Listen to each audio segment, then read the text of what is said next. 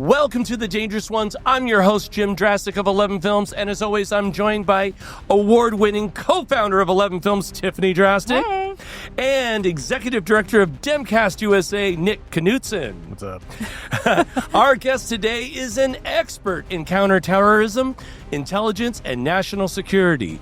He's a former U.S. Navy Senior Chief Petty Officer specializing in naval cryptology. From 1981 to 2001, he took part in numerous combat operations and intelligence missions across the Middle East, Africa, and South Asia. He's also a New York Times, an LA Times, a Wall Street Journal, and a USA Today best-selling author of multiple books, including They Want to Kill Americans, The Militias, Terrorists, and Deranged Ideology of the Trump Insurgency.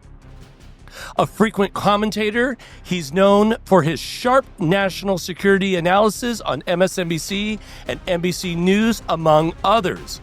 Rachel Maddow said he's one of the great unsung national security geniuses of the modern era. In 2022, he joined the Ukrainian Foreign Legion, putting his body on the line to defend democracy against Russian aggression. With unmatched expertise and a record of showing up when it counts, there is no one better equipped to help us understand the rising threat we face, not just as Americans, but as citizens of the world watching this return of Trump with growing alarm. Ladies and gentlemen, we are proud to welcome to The Dangerous Ones, Malcolm Nance. Malcolm, hello. Hey, I'm on my 10th espresso. I'm sorry. Let me recalibrate that. Yeah. My 10th double espresso. I gotta get it right. Fully charged for you. Perfect. This should be lively. I'm a Navy chief. I gotta have my coffee. Because of your experience in intelligence and national security, we were hoping that you could help us and our audience understand where you think the Trump administration is headed on several urgent global fronts. Because, you know, people are worried about fucking paying the bills and not getting COVID, you know. Right. So some of these global things that are scary, big things can be a lot. And I know we want to run through some things like Iran and El Salvador and Russia, Greenland, Canada. Sure. I can't believe I got to fucking say those things. But I know we wanted, Nick, you wanted to start off with a question having to do with tariffs. Yeah. So when Trump announced his expansive worldwide tariffs, you described what was happening as Trump's economic Pearl Harbor. Noting that there was a coincidental near simultaneous firing of the chief of the NSA that was probably not so coincidental. Since you said that, many of the tariffs have been put on pause, leading to a market rebound and broad accusations about insider trading. So is Trump trying to nuke the world economic order? Is he just playing with the markets in a corrupt, enrichment scheme, or is he just dumb as a bag of rocks? Like, what should we expect in the coming months on this tariffs issue? So let me answer that question quite simply in three ways. One, is he trying to change the world economic order? Yes. Is he trying to profit off of this by playing the market? Yes. Is he dumb as a bag of rocks? Yes. Okay. So Perfecta. Next question. No, but let me characterize this for your listeners in such a way that you understand. Let me do a little what I call spy-splaining. When you guys think of spies, you probably all think James Bond, human intelligence, CIA, all that stuff. That's not where the money's made, and that is not where the United States gets most of its really good information. They're awesome. They have a great niche in this world, but the real agency is the National Security Agency, where I worked at. I was a cryptologist, Arabic linguist for most of my career. The fort, as we call Fort Meade at NSA, the fort has capabilities that I could not explain to you today that you could even understand, because they try to be about 10 years ahead of technology. So whatever their research and development division is doing on quantum computing, they're way the fuck into quantum computing. Oh my God. Just way out there. So, and the funny thing is, I have people, I have this coterie of MAGA haters who somehow believe cryptology has nothing to do with intelligence. Who knew that Alan Turing was just a German linguist, right? When he wrote the Enigma code. But, we do have awesome capability. And I got to tell you something. Despite all the crazy shit that's going on around Fort Meade, the firing of the director, Dernza is what we call it, director of NSA, Dernza, and his deputy Dernza, who is always, the director is always a general. Always a 3-star minimum general. The deputy director, D. Dernza, is always a career NSA professional, not a career intelligence professional, always a career Fort Meade professional. Because to understand the awesome collection power of the fort, you had to have had your hands in it. This is not a job that the general can drop in, parachute in. You can put any Yahoo into the job and they'll sit there and they'll drink coffee and sign off on what other people are doing. But the deputy director is always a civilian career professional. And I've worked for some great ones, but there's always people who have at least 10 or 15 years in senior collection management positions. But what's collection management, Malcolm? The United States giant vacuum cleaner that we do on the world. And it's no longer just a vacuum cleaner. The vacuum cleaner runs, okay, but it's like one of those Bissell vacuum cleaners with a laser down the front, and wherever we point that laser, super duper insane collection happens. Unavoidable collection is an actual term, right? There's just some things, if with enough proximity, power, resources, and technology, you cannot avoid us. Turn your phone off, run anywhere you want. That's where human intelligence and imagery intelligence pans out, where the satellite zooms down on you. If you want to really see a good example of NSA, go back, 10 or 12 years and watch the Gene Hackman film, Enemy of the State. That movie, that character Gene Hackman plays is real. He's a real guy. I've met that guy.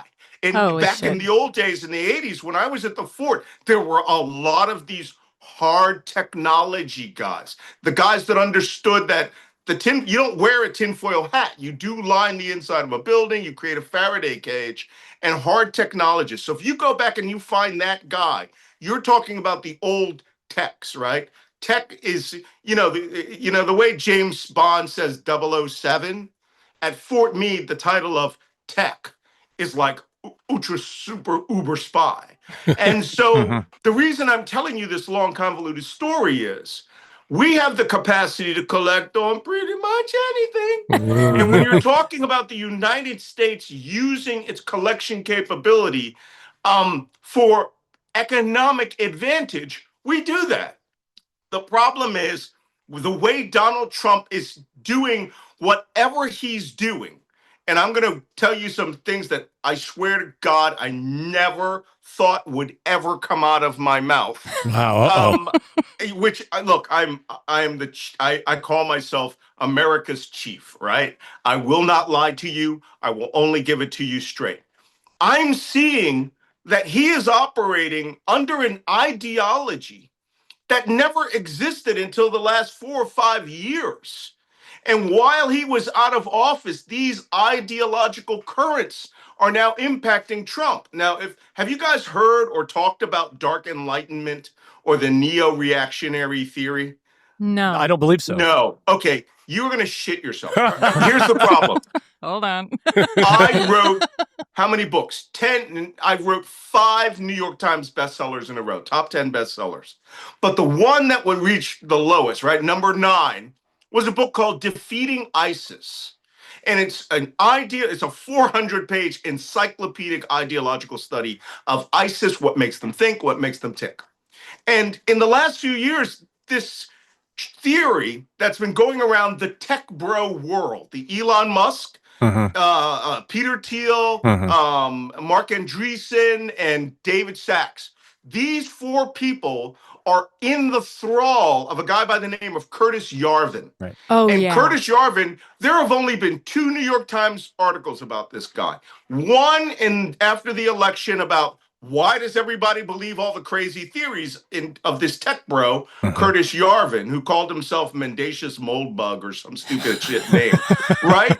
And then there was a 45-minute interview. I want all of you to go to the Times and watch it, and you will see an ideology that is far more dangerous to America than ISIS. I'm saying that as a counterterrorism intelligence professional who has spent decades hunting terrorists. These people do not believe in democracy, and they say it out loud. They believe the United States should be run by a tech bro monarchy led by a corporate CEO of technology who right now they've designated as Elon Musk, and that their job is to get rid of government. And Yarvin actually has a philosophy called RAGE, R-A-G-E. Tell me if this sounds familiar. It's an acronym for remove all government employees. Rhymes with And Doge. RAGE is supposed to not just dismantle the current government, but replace it with AI.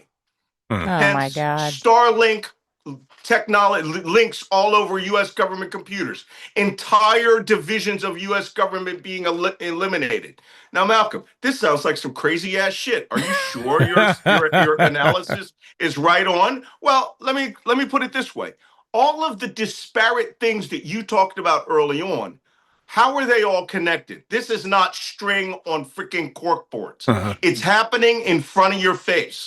The tech bros believe that the United States should dominate the entire North American continent, from the Mexican border to Canada and Greenland. And they want Greenland for the minerals, Canada for the hydroelectric power and water needed for mega, mega database centers. Suddenly, Trump talking about Canada as the 51st state and seizing, annexing, and would have to invade Greenland makes a shitload of sense. And we're going to replace Fort Knox with fucking crypto. I shit you not. This is what they are talking about out loud, and in fact, are doing to us right now. Jesus. So on the DEFCON Nance scale, we're fucked. Okay. No, well, we are. We used to. The funny thing is, when I taught at the survival school in California, we had this fake organization, a fake Russian-backed terror/military force, and we used to speak in this funny language we called the comrade language. And one of the things we would say, we just really screwy English, we would say, "You are most fucketed." We are most fucketed. So since you already touched on Greenland and Canada, I mean, do you believe that's going to go down? I mean, are we going to literally invade Greenland? Will we have to?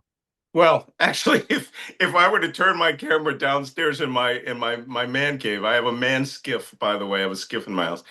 That's rad. I have been prepping to go to Greenland for the last 2 weeks. I actually did mountaineering. I was a mountaineer for a good piece of my life. And I don't think for 1 second this started as a joke. Trump says he started the 51st state thing as a joke. But now he's talking about eliminating treaties that are centuries old.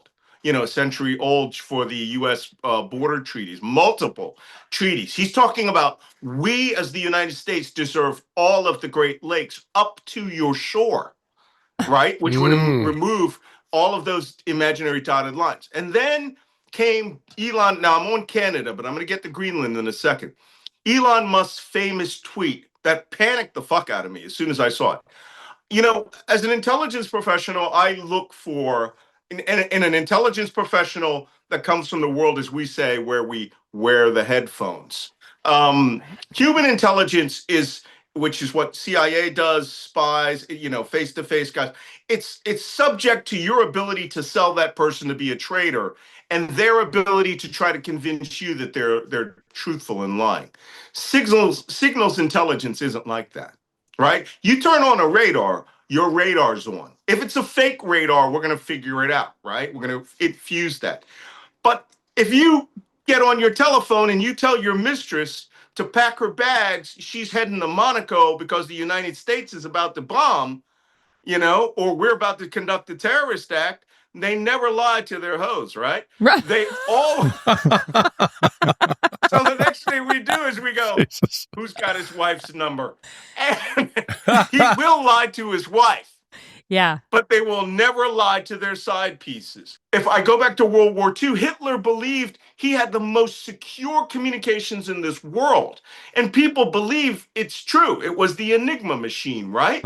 Yeah. The Enigma machine was the one that the enemy used or the Germans used for command and control submarine ships, battlefield commanders.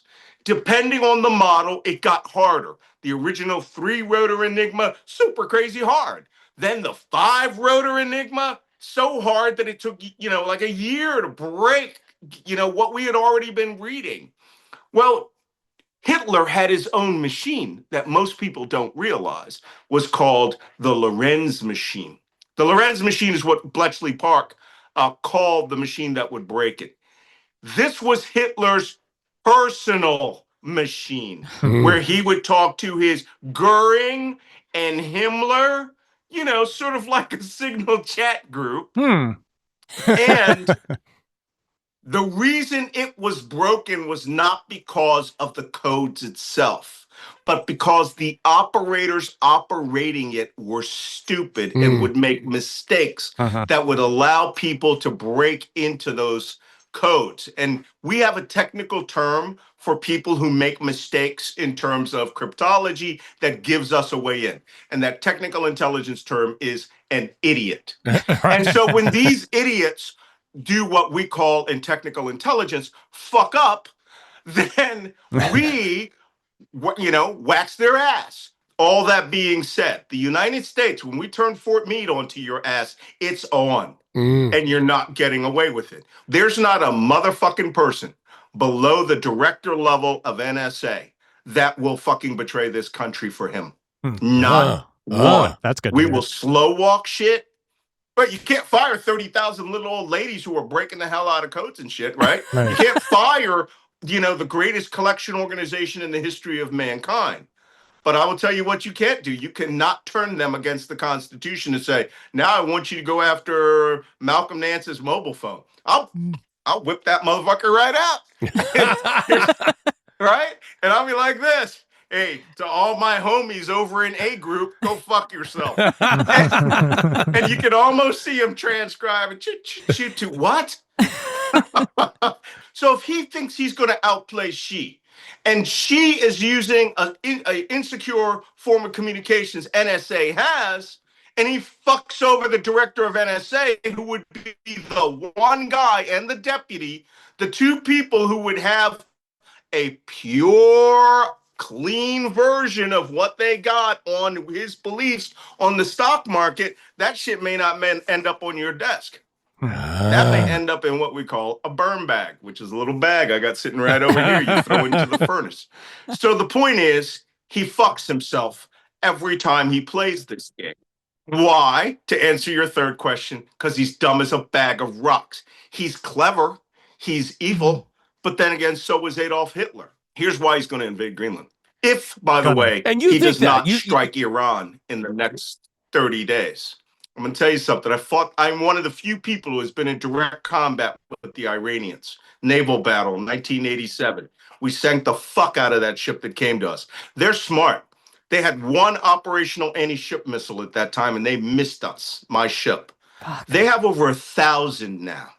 They could sink every warship or sink every merchant ship in the Arabian Gulf. Then their 10,000-man commando force, if we bomb their nuclear program, could storm every oil field in Saudi Arabia and bring oil to the price of $200 a barrel. Whoa. That's what's going to happen if Trump... Now, you think the economy's bad now. Yeah.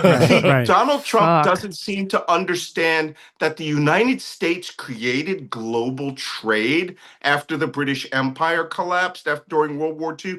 We literally dropped food on islands where people now worship those cargo drops. The cargo culture, real thing, by the way. Yeah. So he thinks the world is about to spin in the direction he directs it at. And what he doesn't seem to understand, I mean, he is a drunk monkey with an AK-47 on a highway, the Autobahn, left lane. And he thinks that the world is going to dance to his tune because he is drunk and spinning and shooting left and right. A truck is going to smack him. And that is going to be the economic downfall of this nation. So will it come in the form of him bombing Iran and Iran destroying the entire Arabian Gulf or Persian Gulf oil industry on the west side? Is it going to come in the form of him doing something stupid like, ooh, I need to be dramatic and invade Greenland, a country with 57,000 people, 30 fucking thousand of whom have polar bear hunting, long distance shooting rifles, and which would take months for us to get the amphibious capability of going up there. Greenland has inlets and waterways. I've been studying topographic maps. It's impossible. Which is why there's only 57,000 people, right? In 800 years. So that would be an easy win for him, but it would be NATO fighting NATO.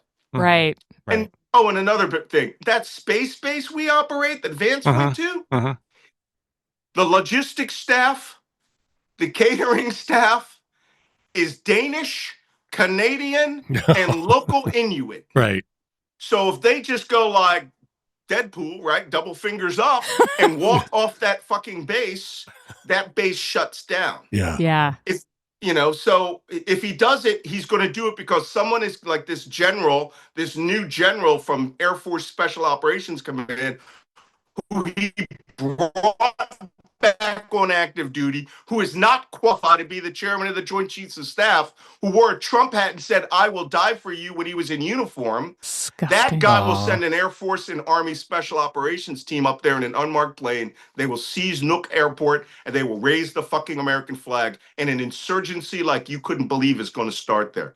Oh, and there's 3 Danish warships there. They will have to sink for us to take that place. Yeah. So what do you think what do you think is more likely, a military attack on Iran or the invasion of Greenland? Which, like, put your money on something.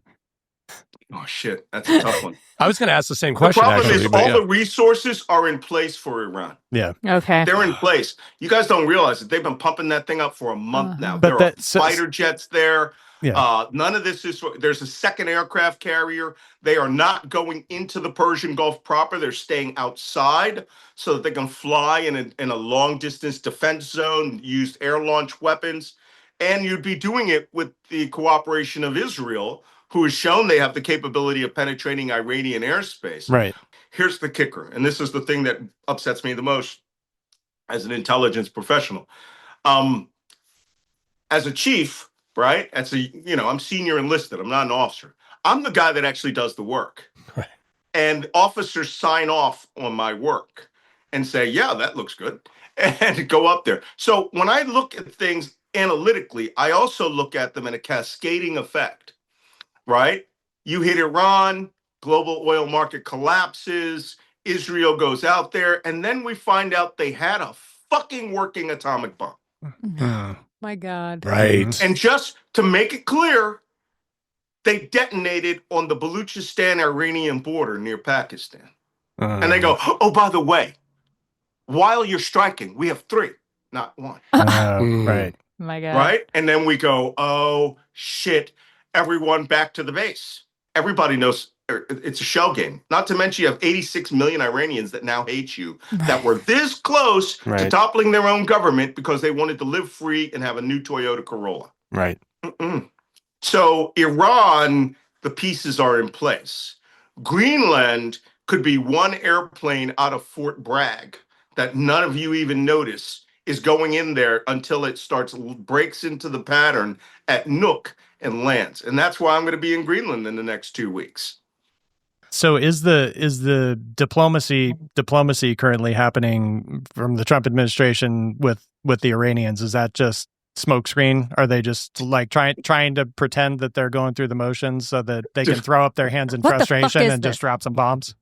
Diplomacy. That's cute. I put the air quotes. Yeah, you got to put that shit in air quotes. All right, because Marco Rubio first off, his gutted State Department. Right. These aren't diplomats, ladies and gentlemen. These are capos. Mm-hmm. They are strong-armed henchmen. And Rubio is merely, how can I put it? There's that line. Oh my God. I can't believe it. This week I've been talking about one of my good friends, Martin Sheen, back in the movie Apocalypse Now. And there's that famous line of Marlon Brando, and he goes, "You think you're a soldier, an assassin? You're neither. You're an errand boy." That's Marco Rubio. Yeah, for sure. You think you're a diplomat and a former senator? You're neither. You're an errand boy. That is, State Department has been reduced. State Department has already been eliminated by tweet, by Truth Social post. And whatever happens there, as you can see, it blindsides everybody. It blindsided our trade representative, blindsided, the Commerce Secretary. Iran has been given an ultimatum based on what I understand. Trump sent him a letter 2 weeks ago. And the ultimatum is essentially written by Benjamin Netanyahu: disarm unilaterally or we will strike you. Got it. Okay. Then I just want to point out to that crazy, never thought this would ever come to fruition scenario of Iran getting struck by the United States. 86 million people go back and start supporting the Ayatollah Khamenei. And then Iran miraculously detonates an atomic bomb. Israel thinks that it has to resolve it in what we call the 23-minute solution, where they fire a Jericho ballistic missile with its own nuke on it. Right. It strikes a nuke site. The first Iraqi Scud ballistic missile launched near an airfield called H2 in western Iraq. And I was the chief cryptologist of my division. I had a cryptologic officer, inside the intelligence office. And I had already spent a few years in the Persian Gulf. When that missile lofted started going up into space, the first thing we do is we try to get what bearing it's going to come down on its apogee on. I was in Bahrain, a pier side, right? Not a good place to be, along the pier. And we should have been in the ocean.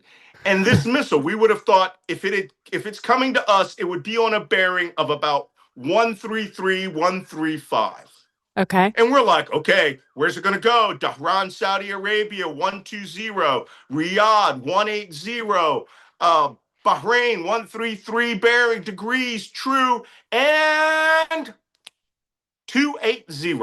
Oh, shit. Oh. Due west. And I was like, what the fuck? That's Israel. Oh, The first missile they ever fired, they didn't fire it at the people attacking them. They fired it at Israel. Wow. And for about 15 minutes, no one could breathe.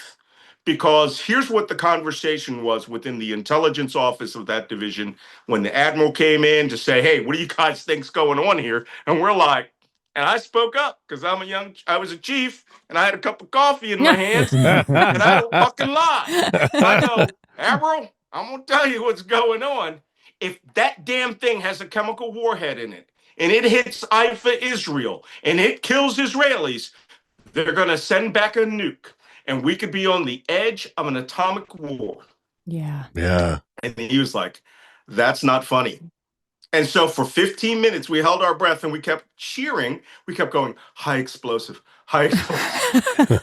And we literally were praying that Iraq had not lost its mind and sent chemical weapons into Israel. And sure enough, it hit a mall north of Haifa that I've been to, also now known affectionately as Scud Mall. And it was 2 a.m. High explosive. Everybody cheered. Oh, man. We Jesus. could have that scenario play out in real time on CNN. Oh my God. Yeah, I'm fun this way. Well, Right. well, let me ask you this. Because we have you on, I mean, there are very few Americans who have firsthand experience when it comes to what's going on with Ukraine. With your work there, you literally have had your boots on the ground. Work's a good way of putting it. The Ukrainians actually use combat. That's the word they use. Well, that makes more sense. Since the February 28th meltdown at the White House, I mean, I'm just going to say, where are we with that? Where do you think we are now with that relationship, and what happens? You got all the good questions. I'm almost out of espresso. As we gain information about Donald Trump and what he's doing, it becomes eminently clear he is Moscow's man. Yeah. And he's not the Manchurian candidate. He wasn't brainwashed into this. He started out as a useful idiot in the 1980s when his wife's father, Ivana Trump, this is all documented. Go to The Guardian. Czech television has all of the actual print records from Czech intelligence back in the 70s. From 77 to 87, Czech intelligence had reports on Donald Trump that came from their primary reporting subject, who was Ivana's father. And they had every phone call. They knew he wanted to run for president. They knew about his New York Times article wanting to be a START II treaty negotiator. And the Soviet Union wined and dined him in 1987, 88 when he went to Moscow. And he just didn't like the brutalist building, so he just didn't want to do it then. But he wanted their money, and he wanted a Nobel Prize for negotiations. Oh my God. Then he became a useful idiot, right? He was a useful idiot. Then he became an unwitting asset by the time that he went to Miss Universe. For him, it was about Trump Tower Moscow, $1 billion building in town. He actually said, I will sweeten the deal by giving Vladimir effing Putin, KGB, human intelligence manipulating officer, two floors of the penthouse. Right? That's right. Yeah, right. Putin may be secretly the richest man guy on earth. Yeah, right. Right? You're going to buy Putin? Putin, as a human intelligence officer, will be going, this dumbass is easy. Yeah. Right. I've had 18-year-old West German kids I manipulated better than this guy. Yeah. And so he dragged Trump along to where Trump was praising Putin for invading Crimea in Ukraine. He was dissing Obama personally. So he went from a unwitting asset to when the Russians started contacting him in 2015, 2016, into knowing where his bread is being buttered. That's a witting asset. Is he an agent? An agent is a person who has tasking, a person who is given assignments, an actual spy. Russia doesn't need to, because he is an ideological come along, right? He has been influenced through mice, money, ideology, right? Hot Russian chicks, hot East European chicks, plenty of oligarch money, right? He didn't have to be coerced. I think Trump has been co-opted to where Russia's view, Trump's view is Russia's view. Russia's view is Trump's view. And then the last letter, E, M-I-C-E, is ego and excitement, to be equal to Vladimir Putin, KGB strongman. Donald Trump is without a doubt, he doesn't even rate Bond villain the way Elon Musk does, right? He's like one of those henchmen who's like the CEO of Megacorp, who doesn't know that Spectre is running Megacorp, right? So Elon Musk is the Bond villain here, a lazy one. So that is why every word out of Donald Trump's mouth comes from Moscow.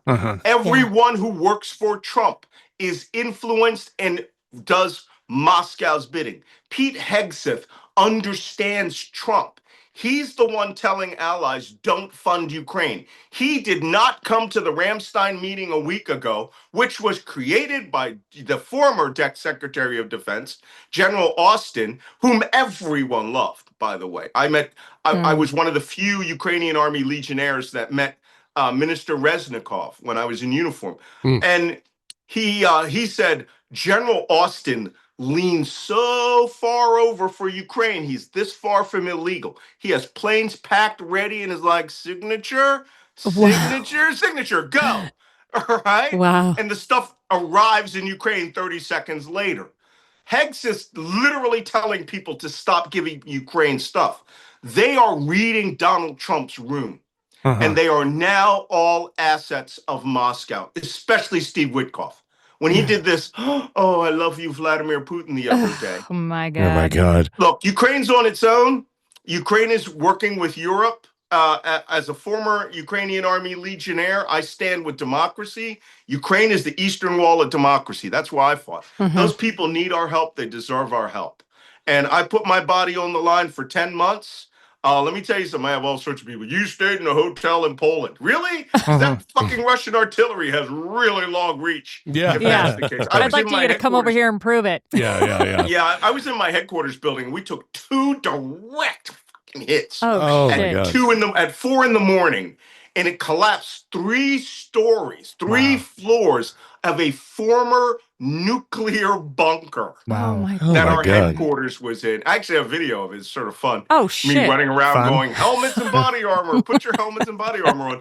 But, and then going outside and watching the building burn, and we got fucking bunkers full of ammunition. Hello, this could Oh, get interesting. shit. Yeah. So, but the point is that every minute I was there, I felt I'm just not doing enough for them. I gave all the proceeds of the advance of my last book, They Want to Be Americans. I gave to the International Legion, the Ukrainian Army. I am still War Daddy. That's my new call. So that was my call sign when I left, War Daddy. And I still fund them. I bought a drone antenna the other day. It's just whatever they need. They deserve, because we have guys from 52 nations. We have Ukrainians who I love. And they're so Christian. I mean, they're just, everybody who walks past the church crosses themselves. Oh. And I don't know if you've seen the videos of them when a fallen soldier comes by. It's heartbreaking. Every car on the highway pulls over and stops. Oh my God. Everyone gets out and everyone goes to their knees Wow. when a fallen soldier comes by.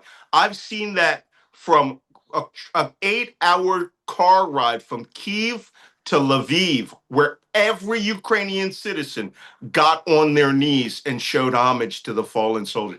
Every soldier who dies gets that treatment in Ukraine. They are everything we have ever wanted in an ally. And you know what else they are? Kick-ass Cossacks. Them motherfuckers fight. And they're adaptive. Yeah. That's why they're beating Russia 20-1 in terms of battlefield casualties.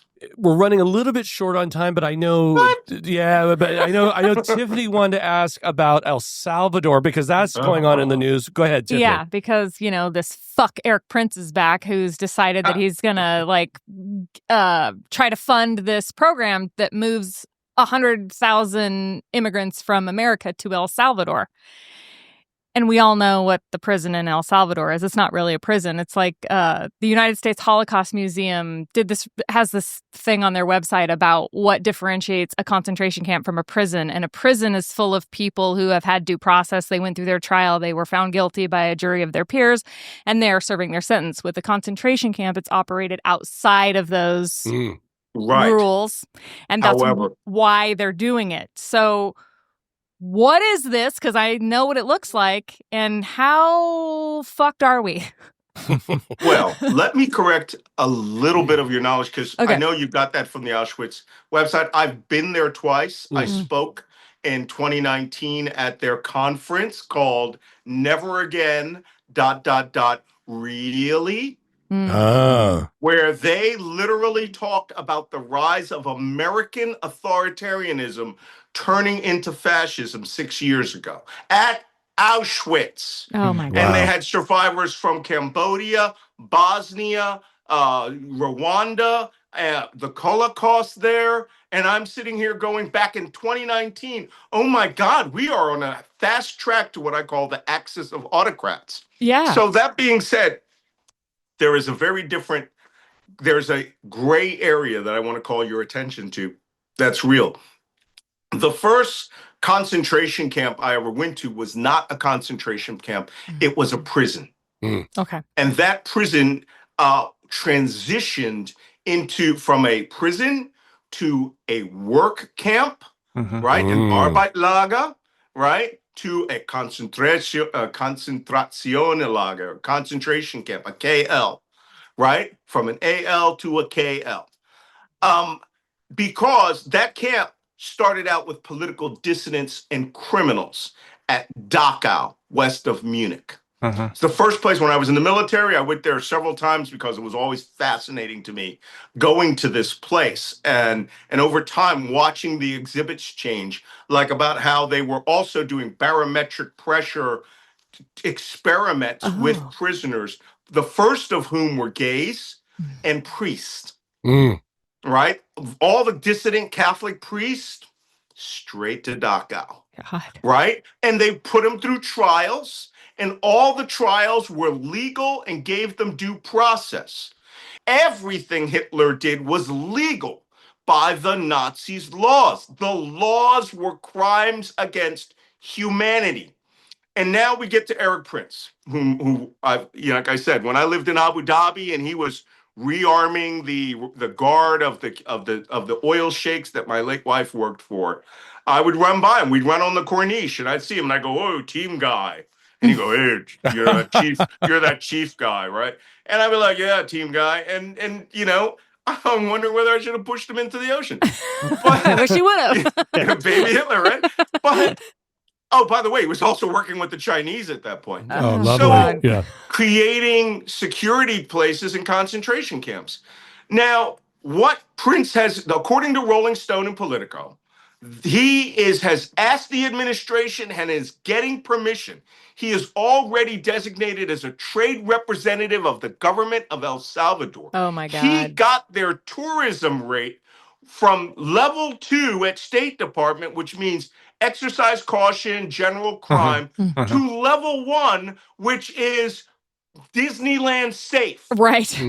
That was a week ago. He got that raised. And now he is proposing working with them to build CCOT, these counter-terrorist centers, 5 of them, having them designated, are you ready for this? As U.S. territories. Oh, and wow. That Stephen Miller, whom I my famously said on Real Time with Bill Maher was Baby Goebbels, Yeah.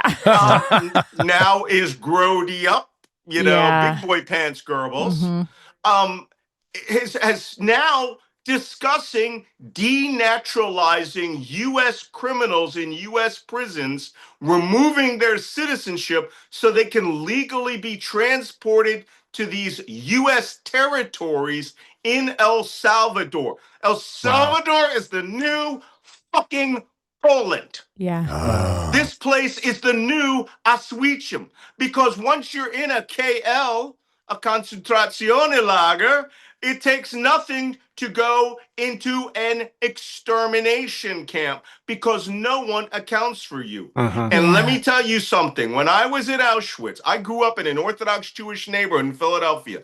Yiddish was the first foreign language I ever heard. Hebrew was the first written script I ever saw that wasn't English. And I learned some things. And my dad, who was a World War II veteran, glued my little nappy head to The World at War on the one about the final solution. And he made sure my 10-year-old self understood this was bad. And so, watching dead bodies in pits, one of the things that I learned, and this is the last thing I'll say about it, when I went to Auschwitz, there are 3 of the original gas building foundations there. And they were called the chalets. And they were about the space of an 800 square foot house. That's a bungalow, right? Yeah. They, and those 3 chalets, before the huge industrial gas chambers were started, killed 100,000 people. Wow. Oh my God. And when I got there and I saw the size of the chalets, the actual gas chambers and the killing fields compared to the 3 big ones that they blew up, I broke down. It freaked me out because the immense amount of people they killed in these 800 square foot bungalows, which, by the way, look like little Tudor German Forest Hansel and Gretel buildings, dropping cyclone blew through the chimney that was hermetically sealed. Then they removed the bodies manually by the Sonderkommando, who got a lot of grief. Those are the Jews who were designed to take the dead bodies out. Yeah. And a lot of people say, "Oh, they helped the Nazis." The Sonderkommando actually revolted, got explosives, captured German rifles, killed their guards in the Great Sonderkommando the Great Sonderkommando raid there when they couldn't freaking take it anymore. Right. But they removed 100,000 bodies, stacked them up like wood, 1,000 at a time, and then set them on fire into these massive, 30,000-foot fire plumes in the sky. This is before they got the furnaces online, guys. Right. So you fucking mention transporting people to a third country to put them into a concentration lager, and they disappear them extra legally. That's what you're going to. Wow. And if you people think, "Oh, Malcolm, this is just insane." Somebody said that there was Tara Stepmeyer at a town hall we had in Manhattan the other day with Michael Cohen and Jim Acosta and Don Lemon, who shocked me with this statement. I'm going to share it with you. We have failed in our imagination in what Donald Trump and this administration will do. Yeah. So you can start thinking, who knows? You disappear people. According to the Supreme Court, Donald Trump can shoot you in the head, or not even do that. He can just lower the ramp at 15,000 feet on a C-130 and pull the full fucking Pinochet on you and drop you out of an aircraft into the ocean. Wow. And the fact that I actually have to say this shit is mind-boggling to me. But I'm a son of Philadelphia. I am an originalist to the Constitution and the Declaration of Independence. I will not fucking stand for this. And none of you should either. Let me ask you this, because this brings me to our very final thing I wanted to ask is we always try to end each guest with this. What can our listeners do? What can we do? I'm glad you say that. I'm helping form a new political action group. Tell us about it. Yeah, it's called Focused Action with Focused Objectives. FAFO PAC. Love it. It has already been filed with the FEC. We're already going online. You can go to fafopac.org and see our rudimentary webpage and start donating. I don't want your freaking money yet.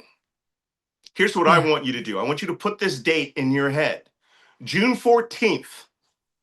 Donald Trump has declared that he wants a Bastille Day-like parade. By the way, every year I go to Bastille Day in honor of the OSS. I'm a member of the OSS Society, the Special Operations Executive out there. I honor Josephine Baker every year by going to the Pantheon and giving her flowers and crying.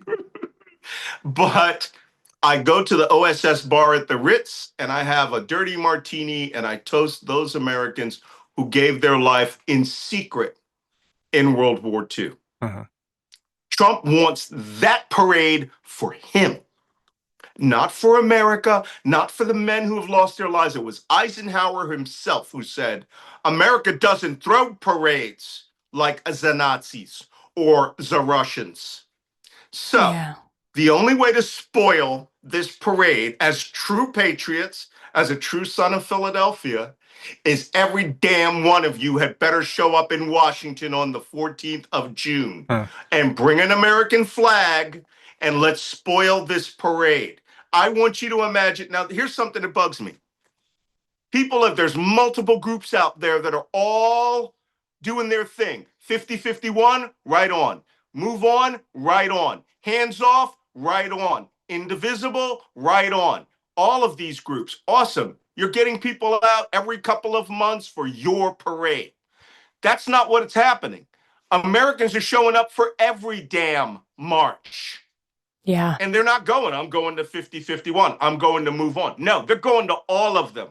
So if those 5 groups, whom I'm going to be communicating with here shortly, do not bring their shit together, okay, they are not helping. They managed to eke out 5 million people on the April 5th march because people are pissed off. 77 million of you voted against Donald Trump. Where are you? Yeah. Yeah. Where are the other 72 million of you?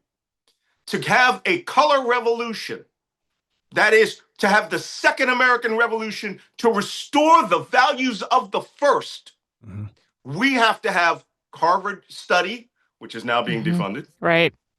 3.5% of the population has to turn out consistently to protest. That is 12.5 million people. That is just 20% of the people that voted for Kamala Harris.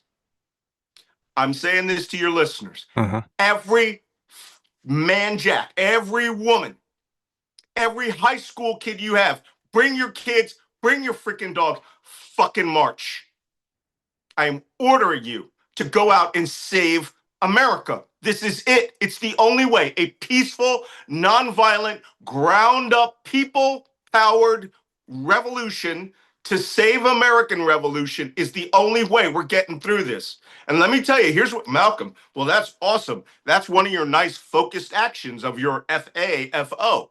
What's your focused objective? There are at least 5 Republicans that I am certain, with the right pressure, with the right belief, that there are 20, 30, 50 million Americans out there who will flip along with Representative Don Bacon and could throw the House to the Democrats overnight. And we could put a fucking hard stop to this, or we can reveal that this is a true dictatorship. I grew up in Philadelphia. I keep this quote on my desk. A prince whose character thus marked by every act which may define a tyrant is unfit to be the ruler of a free people. Donald Trump is unfucking fit, and the only people that are going to be out there doing this, that is going to be able to do it, is you this Saturday, next Sunday, doing whatever you can do. Do it. Do it nonviolently. Do it peacefully. Bring fucking pizza and soda and have a party. Have fun, all right? But by God, people power is the only way we're going to take back the revolution. We are the people. That's the only thing I can say you can do. From the bottom of my heart, and I know I speak for Tiffany and Nick, thank you so much for that. That's kind of the message we've been preaching here as well. You have an open door anytime on this show. For real. Thank you. One last joke. Yeah. A couple of years ago, I was at the Commonwealth Club with my beloved late wife, she's French-Canadian, but she was actually born in the United States. It's the first 6 months of her life. And she had a crazy accent. And I met the mayor of Washington, D.C. At the time, who said, when we were having an opening at the Spy Museum and after she had passed, and she said, Malcolm, I knew your wife. And I said, oh, you knew my wife, Maryse? And she goes, yes. She goes, I was on city council, and she had the funniest presentation I ever heard. And I was like, wait, is it about the focus parks? And she was the landscape architect of the city. And she created these parks called focus parks. And she would say at the city council meeting, she says, this presentation is about the focus parks. The focus parks. And the whole city council is crying with laughter. And so here's Mayor Bowser telling me, I loved your wife. The prelude to this is I go to the Commonwealth Club and my late wife is there and I end my presentation almost like I just did. And I said, I am willing to give my life, my liberty, my treasure, and my family for this nation. And then suddenly you hear, and I go, and the guy goes, I think that's your wife. I go, okay, I'm ready to give my life, my liberty, and my treasure, for this country. Well, Malcolm, that's what you should be thinking too. Malcolm Nance, you are a treasure, yes, and we cannot thank you enough. Truly, I'm just a pissed off chief, and I'm literally out of coffee. Well, get some more coffee and come back on this show anytime, please. Thank you. My pleasure. Have a wonderful day.